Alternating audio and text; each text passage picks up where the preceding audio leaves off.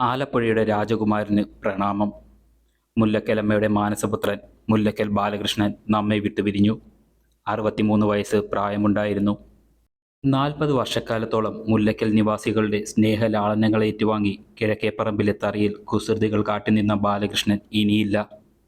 ടിബിയെ തുടർന്ന് വർഷങ്ങളായി ചികിത്സയിൽ നിന്നിരുന്ന ബാലകൃഷ്ണൻ ഇന്ന് രാവിലെ ശീവേലി നടക്കവെ കുഴഞ്ഞു വീണ് ചരിഞ്ഞു. പലപ്പോഴും മരണത്തിൻ്റെ വക്കോളം എത്തിയിട്ടും അവിടെ നിന്നെല്ലാം തൻ്റെ ഇച്ഛാശക്തി ഒന്നുകൊണ്ട് മാത്രം ഉയർത്തെഴുന്നേറ്റ ബാലകൃഷ്ണൻ ഇപ്രാവശ്യവും തൻ്റെ ആരോഗ്യസ്ഥിതിയോട് പടവെട്ടി തിരിച്ചു വരുമെന്ന് കരുതിയവരുടെ പ്രതീക്ഷകളെ തെറ്റിച്ച് അവൻ അമ്മയുടെ തൃപ്പാദത്തിൽ വിലയം പ്രാപിച്ചു. അല്ലെങ്കിൽ തൻ്റെ മാനസപുത്രൻ്റെ ദുരിത ജീവിതം ഇനിയും കണ്ടു നിൽക്കാൻ സാധിക്കാതെ മുല്ലക്കലമ്മ അവനെ തന്നിലേക്ക് വിളിച്ചടുപ്പിച്ചതാകാം. എന്തു തന്നെയായാലും ആലപ്പുഴ നിവാസികളെ ഒന്നടങ്കം കണ്ണീരിലാഴ്ത്തി ബാലകൃഷ്ണൻ നമ്മെ വിട്ടുപിരിഞ്ഞു. നിരവധി ആളുകളാണ് ബാലകൃഷ്ണന്റെ വിയോഗ വാർത്തയറിഞ്ഞ് അവനെ അവസാനമായി ഒരു നോക്ക് കാണുവാനായി എത്തിച്ചേർന്നത്.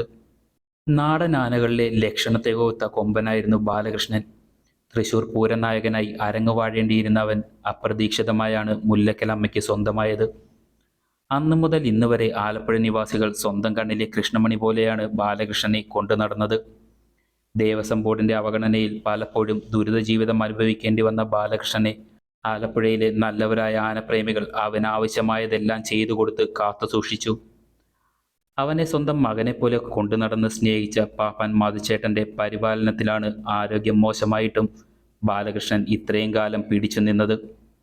മധുച്ചേട്ടൻ പിരിയാൻ ഏതാനും മാസങ്ങൾ മാത്രം ബാക്കി നിൽക്കെ ഇനി എന്താകും തൻ്റെ ജീവിതം എന്ന് അറിയാൻ കാത്തു നിൽക്കാതെ ബാലകൃഷ്ണൻ വേദനകളില്ലാത്ത ലോകത്തേക്ക് യാത്രയായി.